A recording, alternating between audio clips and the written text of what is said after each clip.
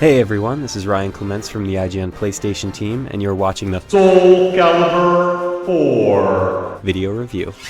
A lot of gamers have been excited about this one because it represents the next step for a renowned fighting series that's garnered a lot of praise over the years. Soul Calibur 4 generally keeps in line with the rest of the franchise and offers players a 3D fighting experience where each character specializes in a close-range weapon. If you've got things for swords, axes, whips, nunchucks, staffs, lightsabers, then this is probably the game for you. If you didn't already know, the guest characters for Soul Calibur 4 are pulled straight from the Star Wars universe. You'll find Darth Vader on the PS3 version, and everyone's favorite green hermit, Yoda, on the 360 version.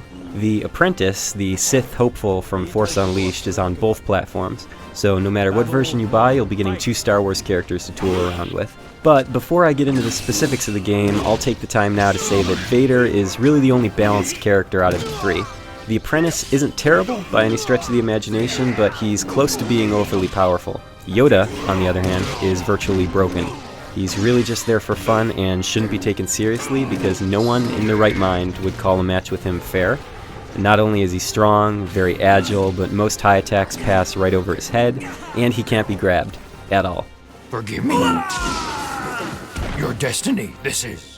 Otherwise, Soul Calibur 4 is a lot of fun. I'm fond of all the new additions to the game. As you would expect, the controls are tight, combat has great pacing, the game's polish is especially notable. The 2 newest elements to the series, though, are armor destruction and critical finishers, which both work really well and add a lot of layers to the combat. If your opponent blocks way too much and you can break a piece of their armor, 1 out of 3 pieces that are set for high, medium, and low attacks, and when you break a piece of the armor and wear away at their soul gauge, you can pull off a critical finisher.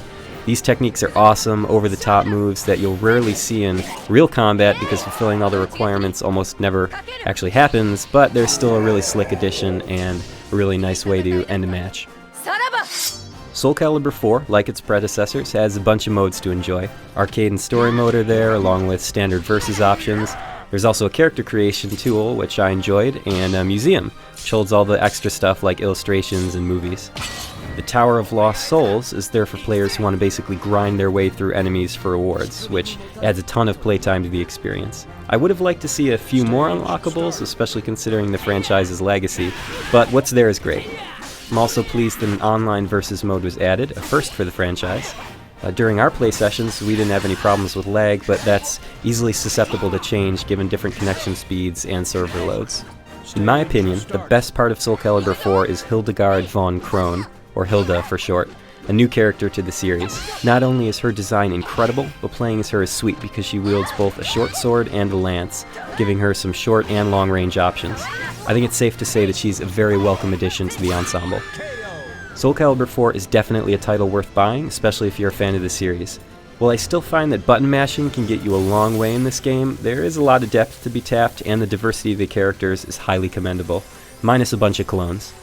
Besides, this game looks gorgeous and runs well on both systems. I don't think you'll be disappointed if you pick up a copy.